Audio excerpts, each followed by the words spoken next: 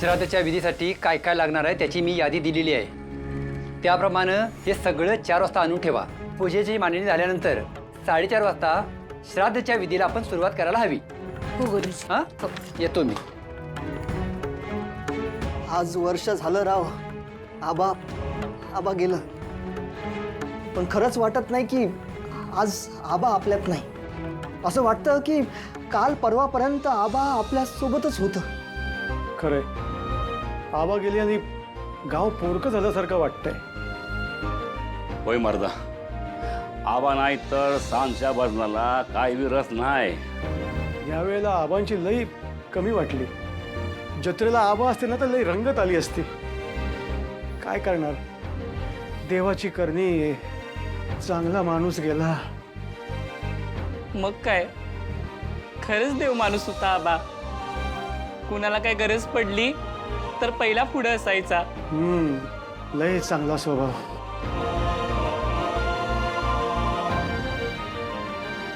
हे घे दादा.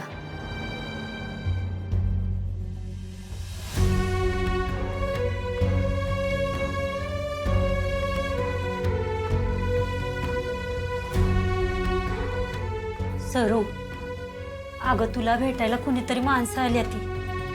चल.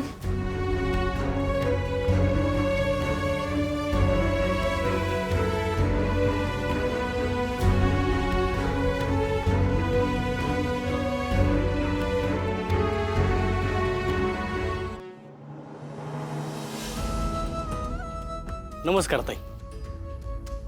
मला यायला जरा उशीर झाला आज. मला कळलं की आज आबांचं वर्ष श्राद्ध आहे म्हणून. अहो, आबांमुळंच आमचा व्यवसाय लय मोठा झाला. अहो, आबांमुळंच माझा लहान भाऊ वळणावर आला आणि तो बी आता आमच्या धंद्यामध्ये लक्ष घालतोय. आबांचं लय उपकार आहेत आमच्यावर.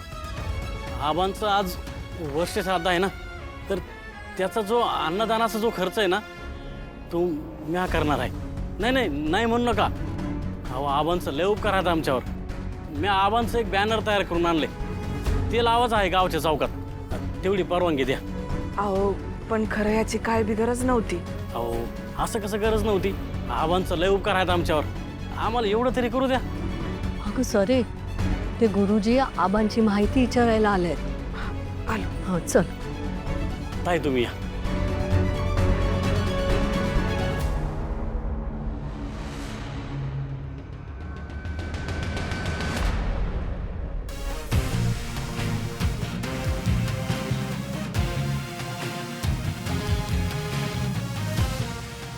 अय्यो,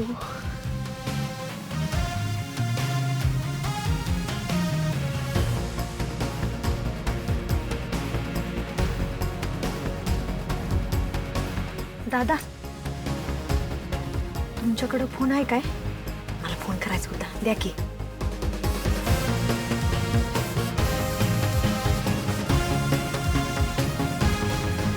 हॅलो.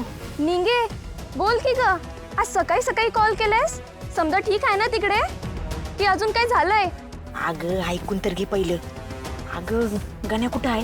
त्याच्याकडे काम होतं माझं. दाद्या, हा? निंगेचा कॉल. निंगे बोल की. हा गण्या, मी जे काय सांगितले त्याची तयारी झाली ना? होय, जवळजवळ समधी तयारी झाली बघ. काय बी काळजी करायची गरज नाही. हा ठीक आहे. आणि हा, एक गोष्ट लक्षात ठेव, कमळीसाठी एक सरप्राईज असणार आहे. हो ग, कळलं की. आणि कोण बी तिच्या घराकडे फिरकलं सुद्धा नाही. आणि कोणाला काय बी माहित नाही बघ. जेव्हा ढोलन ताशा वाजल ना तेव्हा समजाच कळेल. तुम्ही फक्त गावात या बघ. ठीक आहे ठीक आहे. आम्हासनी अजून एक अर्धा तास लागेल. हा चालते चालते.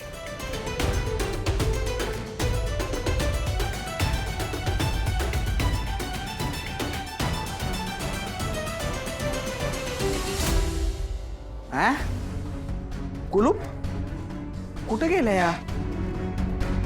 अरे काय रे बंड्या, सकाळ सकाळी आलायस? अगं ते कमळीला आणि निंगीला चहा घेऊन आलतो.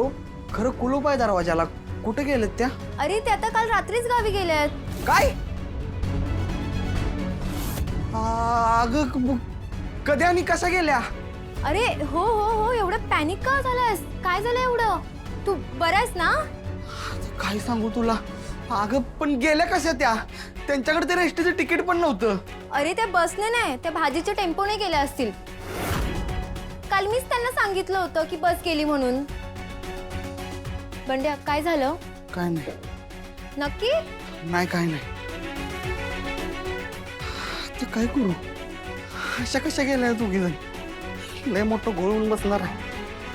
तुला राखणीला ठेवलेला कर, पण कशा काय निसटल्या? काय करू शिवा?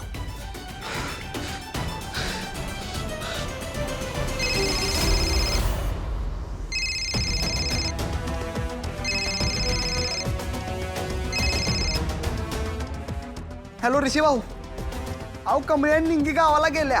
काय तू काय झोपला होतास का? तुला झोपा काढायला पाठवलं होतं तिथे. लक्ष ठेवायला सांगितलं होतं ना मी. अहो ऋषी भाऊ, मी हॉस्टेलच्या बाहेरच होतो, पण कधी गेल्या मला पण नाही कळालं. तर थांब, मी आलो तिथे. हा या लवकर.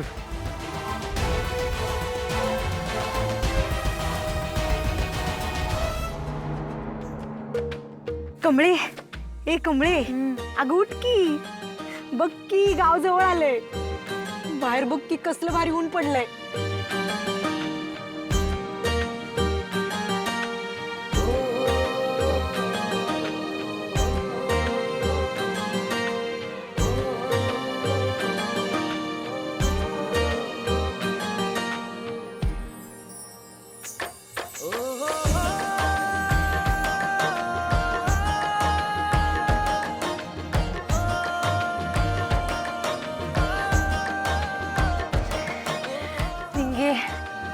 अगं किती दिवसात ना असलं मोकळं वारं खायला मिळालंय. एक नंबर वाटायला लागले बघ. होय ग कमळे, अगं खरी मज्जा तर गावाकडेच आहे. आता आपण गावाकडे गेलो की नाही, 1 महिना हलायचंच नाही बघ, आणि ते मुंबईचं नाव बी काढायचं नाही. होय बाई, मी तर कवा एकदा जाऊन आबांना मिठी मारते असं झालंय. त्यासनी तर धक्काच बसणार आहे बघ आपल्याला असं अचानक बघून. होय, आहे बी लय खुश होणार आहे.